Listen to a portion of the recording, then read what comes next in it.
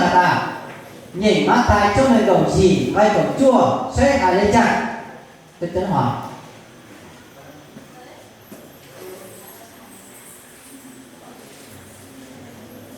chưa học mà cũng cho về sáng không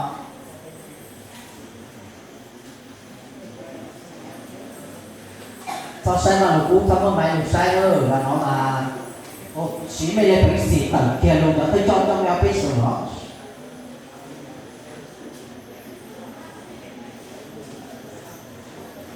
à tây sai